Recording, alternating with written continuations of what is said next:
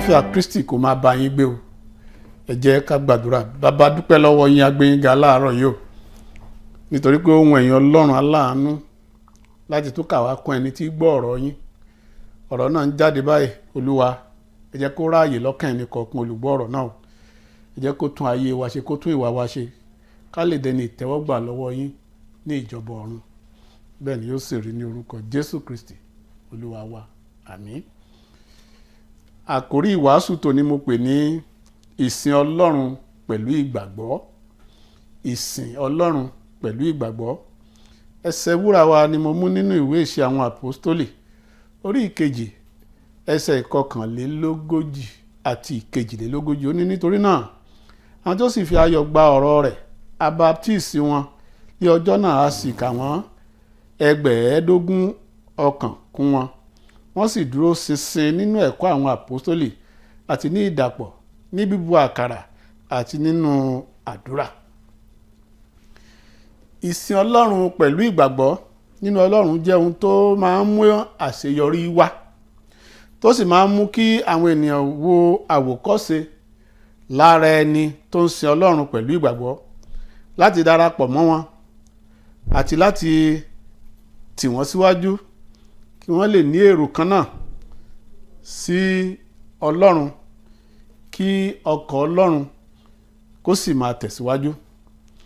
Bí ìsìn Ọlọ́run bá ti gbèrú lọ́wọ́ àwọn olùfọkànsìn pẹ̀lú ìgbàgbọ́, bẹ́ẹ̀ ni èrè púpọ̀ máa ń tẹ̀lé fún àwọn ìránṣẹ́ láti máa tẹ̀síwájú, láti máa ṣiṣẹ́ fún Olúwa.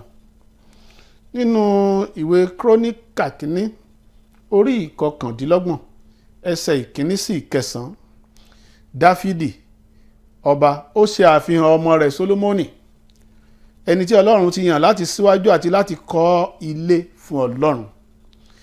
Dáfídì kà á ní ẹsẹẹsẹ ní sísẹ̀ǹtẹ̀lé àwọn èlò oríṣiríṣi tí òun ti pèsè sílẹ̀ fún àti kọ́ ilé Ọlọ́run fún ìjọsìn àwọn ènìyàn fún Ọlọ́run pẹ̀lú ìgbàgbọ́, nígbà tí Sólómọ́nì ọmọ rẹ̀ bá di aṣíwájú tó bá di ọba nínú ilé náà. Ẹsẹ̀ ìkẹfà sọ fún wa wípé nígbà tí àwọn ẹni ńlá nínú ìlú náà, àwọn ènìyàn ńláńlá, ènìyàn jàǹkànjàǹkàn, tí wọ́n rí iṣẹ́ tí ọba Dáfídì ṣe, bó ṣe bẹ̀rẹ̀ sí kó oríṣiríṣi jọ, tó ń ṣe àwọn tó ń kó àwọn tó dára jọ láti rí wípé ilé ìjọsìn Ọlọ́run ó dúró, wípé ibi tá ti máa ké pe Ọlọ́run ó dúró. Àwọn náà pakasọ, inú wọn dùn, kálukú bẹ̀rẹ̀ sí kó tiẹ̀ jáde. Àwọn olórí ìlú, àwọn àgbààgbà ìlú, àwọn àgbààgbà àdúgbò ní ilẹ̀ Ísírẹ́lì, kálukú náà bẹ̀rẹ̀ sí kó ohun tí wọ́n ní, wọ́n bẹ̀rẹ̀ sí kó jáde láti fi ṣe iṣẹ́ ìsìn fún Ọlọ́run, láti kọ́ ilé fún Ọlọ́run, láti jẹ́ kí iṣẹ́ Ọlọ́run kó máa tẹ̀síwájú. Wọ́n fi ìgbàgbọ́ kún wípé tí olórí àwọn ọba Dáfídì bá lè ṣerú eléyìí fọ́lọ́run, ó yẹ káwọn náà ràn lọ́wọ́ kí iṣẹ́ náà kó lè yọrí sí rere, kí ilé Ọlọ́run ibi tá ti máa ké pe Ọlọ́run, ibi tá ti máa sin Ọlọ́run kó lè jẹ́ ibi ayọ̀. Wọ́n darapọ̀ mọ́ ìgbàgbọ́ Dáfídì wípé ilé náà á ṣe é kọ́, àwọn náà sì bọ́ sínú ìní wọn, wọ́n kó jọ. A sì rí wípé gbogbo ohun tá a fi kọ́lé náà Ọlọ́run ti ṣètò rẹ̀. Nígbà tó di ẹsẹ̀ ìkẹsàn-án nínú ìwé Kọ́ríńtì kínní orí kọkàndínlọ́gbọ̀n yìí, a sọ fún wa wípé ayọ̀ Dáfídì ó pọ̀ lórí ọ̀rọ̀ yìí, tó yin Ọlọ́run lógo, tó bẹ̀rẹ̀ sí gbé Ọlọ́run ga pẹ̀lú gbogbo àwọn àgbà ìlú náà. Gbogbo wọn bẹ̀rẹ̀ sí yin Ọlọ́run lógo, ayọ̀ wọn ń kún wípé àwọn náà jẹ́ ẹni tí ó ṣe iṣẹ́ fún Ọlọ́run. Wọ́n fi ìgbàgbọ́ tì í, wọ́n nígbàgbọ́ nínú Ọlọ́run, wọ́n mọ̀ pé Ọlọ́run ní ohun gbogbo nínú ohun gbogbo. Wọ́n fẹ́ kí iṣẹ́ ìsìn Ọlọ́run kó tẹ̀síwájú.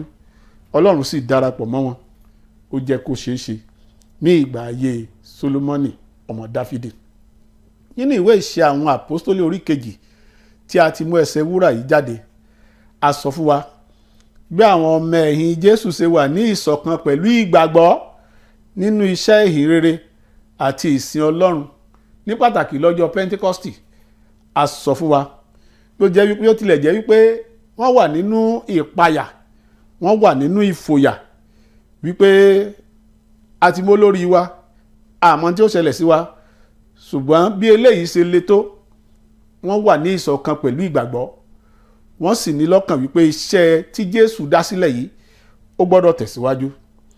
Ibi tí ẹ bá ṣe wà nínú àkókò yìí bẹ́ẹ̀ la sọ fún wa wípé ẹ̀mí mímọ́ sọ̀kalẹ̀ ó wọnú agbo wọn. Wọ́n jèrè nítorí pé wọ́n ní ìgbàgbọ́ nínú iṣẹ́ ìsìn Ọlọ́run. Ẹ̀mí mímọ́ Ọlọ́run sọ̀kalẹ̀ sí àárín wọn. A sì rí wípé kálukú wọn bẹ̀rẹ̀ sí fèdèfọ̀, kálukú bẹ̀rẹ̀ sí wàásù ìbẹ̀rù kúrò nínú ayé wọn. Pétérù aṣíwájú wọn dìde gbangba ó bẹ̀rẹ̀ sí wàásù nígbà táwọn èèyàn sọ wípé àbáwọn ọmọ ẹ̀yìn Jésù ti mú nǹkan yóni lónìí àbí wọ́n tún ti yóni kí ló mú ẹ báyìí láì tí wọ́n bẹ̀rẹ̀ sí fèdèfọ̀. Kálukú a sọ fún wa wípé àwọn tán wálé ọdún Pentecost kálukú ń gbédè ìlú rẹ̀ lẹ́nu wọn pé ará eléyìí sọmọ ìlú mi. Ẹ̀mí mímọ́ sọ̀kalẹ̀ lé wọn lórí nítorí wípé wọ́n fi ọkàn kan ṣe iṣẹ́ ìsìn Ọlọ́run wọ́n sì fi ìgbàgbọ́ tì nídìí. A sì rí wípé nígbà tí Pétérù jáde sí bọ̀m̀bọ̀ tó ń sọ fún gbogbo wọn wípé àmọ́ tí yóò ẹ̀mí mímọ́ Ọlọ́run ló sọ̀kalẹ̀ lé wa lórí. Àwọn ènìyàn rí wípé àwọn ọmọ ẹ̀yìn Jésù ni wọ́n mọ̀ ti gbìnà yáyì. A sì sọ fún wa wípé lọ́jọ́ náà àwọn ènìyàn darapọ̀ mọ́ wọn. Àwọn ènìyàn darapọ̀ mọ́ wọn torí wọ́n rí ìgbàgbọ́ wọn nínú Jésù. Nínú iṣẹ́ ìsìn Ọlọ́run wọ́n rí bí wọ́n ṣe fi takuntakun ẹ̀mí tí wọ́n fi jọ́sìn. Wọ́n pe èèyàn wọnú agbo. A sì sọ fún wa wípé 15 ènìyàn ni wọ́n sàmì fún lọ́jọ́ náà. 15 ènìyàn ló gba ìsàmì lọ́jọ́ náà. Iṣẹ́ ìsìn Ọlọ́run pẹ̀lú ìgbàgbọ́.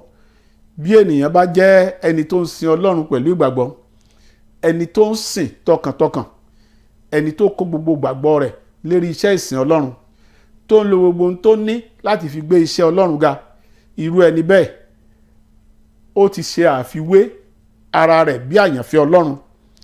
Ó sì ti jẹ́ ẹni tó jẹ́ wípé ara yóò mọ̀ wu ara rẹ̀ wọ́n mọ̀ fi gbé Ọlọ́run ga.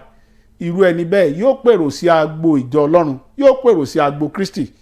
Èrè púpọ̀ sí wà fún irú ẹni bẹ́ẹ̀. Tí a bá wo àwọn àfiwé méjì tá a mú jáde nínú ìwé Kíróníkà kínní orí 29 yìí àti Iṣẹ́ àwọn Àpọ́stólì orí 2 yìí. Nínú ìwé Kíróníkà kínní orí 29 a rí Dáfídì tó jẹ́ wípé ó kó àwọn àgbààgbà Ísírẹ́lì wọ́n jọ kọ́ ilé Olúwa, wọ́n jọ kó ohun tí wọ́n ó fi kọ́ ilé Olúwa jọ. Wọ́n múra rẹ̀, wọ́n gbìyànjú, Ọlọ́run sì tì wọ́n lẹ́yìn. Wọ́n dìde fún ìrànlọ́wọ́ iṣẹ́ Olúwa, wọ́n dìde láti tẹ iṣẹ́ Olúwa síwájú. A sì rí pé Ọlọ́run tì wọ́n lẹ́yìn, wọ́n ṣe àṣeyọrí.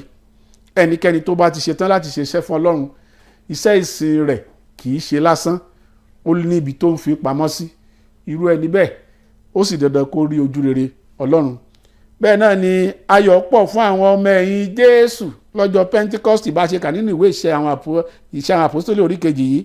Nígbà tí wọ́n wàásù tán, àwọn tí wọ́n ti ń sá pamọ́ tẹ́lẹ̀ wọ́n jáde sí bọ̀m̀bọ̀, wọ́n wàásù Kristi, wọ́n jèrè ọkàn fún Kristi tó fi jẹ́ wípé iṣẹ́ ìrere náà ó tẹ̀síwájú. Wọ́n dúró ti iṣẹ́ ìsìn wọn, wọ́n dúró wọn ò mí wọn yẹsẹ̀. Ọlọ́run sì bùkún fún wọn. Àwọn èèyàn sì darapọ̀ mọ́ wọn lọ́jọ́ náà. Níta sọ pé ó ti tán, Ọlọ́run sọ pé òun ṣẹ̀ṣẹ̀ bẹ̀rẹ̀ ni, pé ó kù síbẹ̀. Ẹnikẹ́ni tó bá fi ara rẹ̀ fún iṣẹ́ ìsìn Ọlọ́run pẹ̀lú ìgbàgbọ́ tí kò sì bẹ̀rù, dandan ni kí ó ṣe àṣeyọrí. Torí ẹni tí a ń ṣe iṣẹ́ fún kì í fi ẹni tí rẹ̀ sílẹ̀ láì ṣe àṣeyọrí. Bó bá ti ń ṣiṣẹ́ fún Ọlọ́run tó ń fi ìgbàgbọ́ rẹ̀ tì í, Ọlọ́run kì í dẹ̀yìn lẹ́yìn irú ẹni bẹ́ẹ̀. Ọlọ́run máa ń tirú àwọn ẹni bẹ́ẹ̀ lẹ́yìn ni. Àti rí ti Dáfídì àti Sólómọ́nì àti àwọn àgbààgbà Ísírẹ́lì níbi tá a kọ́kọ́ kà. A sì rí bí àwọn ènìyàn náà ṣe ṣùgbọ́n àwọn ọmọ ẹ̀yìn Jésù nítorí pé àwọn náà dúró gbọngbọn nínú iṣẹ́ ìsìn Ọlọ́run, wọ́n ń tẹ̀ síwájú. Níbo ló wá ká ọmọ o lónìí o? Níbo ni iṣẹ́ ìtẹ̀síwájú iṣẹ́ ìsìn Ọlọ́run ká ọmọ? Ṣó bá ọkàn rẹ pàdé? Ṣé ìwọ náà máa ń láyọ̀ láti ṣe sí ilé Ọlọ́run, láti tẹ iṣẹ́ Ọlọ́run síwájú? Tó o bá ti ń ṣerú eléyìí, o ti mọ̀ wípé èrè púpọ̀ wà fún ọ. Ọlọ́run kì í àìsìn Ọlọ́run ká pàdánù. Tó o bá ti ṣiṣẹ́ ìsìn rẹ, tó o gbé iṣẹ́ Ọlọ́run ga, tó o pèrò sí agboolé Ọlọ́run, o ti sọ Ọlọ́run di ajigbèsè nìyẹn. Ọlọ́run kì í sì jẹ̀yàn gbèsè kó má san padà, yóò san ní ìlọ́po ìlọ́po. Ìwé Kọ́ríńtì kínní orí 15 ẹsẹ̀ 62 ó wípé nítorí náà ẹ̀yin ará mi olùfẹ́, ẹ máa dúró ṣinṣin láì yẹsẹ̀, kí ẹ máa pọ̀ sí ní iṣẹ́ Olúwa níwọ̀n ìgbà tó jẹ́ wípé níwọ̀n bí ẹ̀yin ti mọ̀ pé iṣẹ́ yín kì í ṣe asán nínú Olúwa. Ẹ máa pọ̀ sí ní iṣẹ́ Olúwa, ẹ máa dúró gangan, ẹ má yẹsẹ̀, nítorí pé iṣẹ́ yín kì í ṣe asán nínú Olúwa. Bẹ́ẹ̀ bá ti ṣiṣẹ́ fọlọ́run, bẹ́ẹ̀ bá ti ṣiṣẹ́ fọlọ́run pẹ̀lú ìgbàgbọ́, ó di dandan kí Ọlọ́run kó san padà fún yín. Mo dẹ̀ gbàdúrà lórúkọ Jésù Kristi, gbogbo ẹni tó bá ń ṣe iṣẹ́ fún Ọlọ́run tó ń gbọ́rọ̀ yìí láàárọ̀ yìí, Ọlọ́run yóò san fún un ní ọ̀pọ̀lọpọ̀. Ìwé Òwe orí 22 ẹsẹ̀ 29 ó ní ìwọ rí ènìyàn tí ó ń fi àìṣèmẹ́lẹ́ ṣe iṣẹ́ rẹ̀, òun ó dúró níwájú àwọn ọba, òun kì yóò sì dúró níwájú àwọn ènìyàn lásán. Ṣe iṣẹ́ ìsìn rẹ, òun ṣe pẹ̀lú ìgbàgbọ́ nínú Ọlọ́run. Tó o bá ti ń ṣe bẹ́ẹ̀, èrè púpọ̀ wà fún ọ. Tẹra mọ́, má bọ́ sẹ́yìn, má jẹ́ kí wọ́n tì ọ́ sẹ́yìn. Àwọn èèyàn lè máa fọ ẹnu sọ oríṣiríṣi bí wọ́n ti fẹnu sọ̀rọ̀ sí àwọn ọmọlẹ́yìn Jésù lọ́jọ́ Pentikọ́stì tí wọ́n ní wọ́n ti mọ tí yó ni, wọ́n yó ni lọ́jọ́ kan máa ké fatafata bí wọ́n ṣe ń ké yìí. Wọ́n dúró ti sẹ́ẹ̀sì wọn pẹ̀lú ìgbàgbọ́, a sì rí pé ayọ̀ ló já sí. Bí wọ́n náà bá dúró ti sẹ́ẹ̀sì rẹ pẹ̀lú ìgbàgbọ́, tó bá ń ṣe fún Ọlọ́run, tó jẹ́ kí Ọlọ́run kó wà ní ọkàn àyà rẹ, tó fi gbogbo ohun tó ní tó fi ń sin Ọlọ́run, ó ṣe lásán, torí pé a ti sọ fún wa wípé iṣẹ́ ìsìn wa kì í ṣe asán níwájú Ọlọ́run. Iṣẹ́ ìsìn wa kì í ṣe asán níwájú Ọlọ́run. Ìwé Kọ́ríńtì kínní orí 15 ẹsẹ̀ 62 ó ti fi ọkàn wa balẹ̀ wípé gbogbo ohun tó wù ká máa ṣe, jẹ́ ká yé máa fi ọ́ ṣe yẹ̀yẹ́ o pé ṣọ́ọ̀ṣì sá ni, ìyá Jésù, bàbá Jésù. Èrè púpọ̀ wà fún ọ, wàá rí èrè yẹn lórí ọmọ, wàá rí èrè yẹn lórí okòwò rẹ, wàá rí èrè yẹn ní gbogbo ọ̀nà rẹ bó bá ti ń fi ìgbàgbọ́ rẹ sínú iṣẹ́ ìsìn Kristi tó sì ń tẹ̀síwájú. Mo gbàdúrà fún ọ lónìí lórúkọ Jésù Kristi, bó o ṣe ń sin Ọlọ́run, Ọlọ́run yóò máa dá padà fún ọ ní ìlọ́po ìlọ́po, ọkàn rẹ ó sì balẹ̀. Bẹ́ẹ̀ ni yóò rí ní orúkọ Jésù Kristi Olúwa wa, àmín. Ẹ jẹ́ ká gbàdúrà. Bàbá, dúpẹ́ lọ́wọ́ rẹ, a gbé ọ̀gá yìn ọ́ lógo, torí pé o tún ti bá wa sọ̀rọ̀ lónìí wípé ká dúró ṣinṣin nínú iṣẹ́ ìsìn rẹ pẹ̀lú ìgbàgbọ́, wípé ẹni tó bá ti dúró bẹ́ẹ̀ ó ṣe rere nínú ayé rẹ̀. Gbogbo àwọn tó ti gbọ́rọ̀ yìí lónìí, Olúwa bá wa ṣe rere nínú ayé wọn bí wọ́n ṣe ń nawọ́ sí iṣẹ́ rẹ, tí wọ́n ń tẹ iṣẹ́ rẹ síwájú. Má jẹ́ kí wọ́n ṣe lásán, a máa yìn ọ́ títí láé. Jésù Olúwa wa, àmín.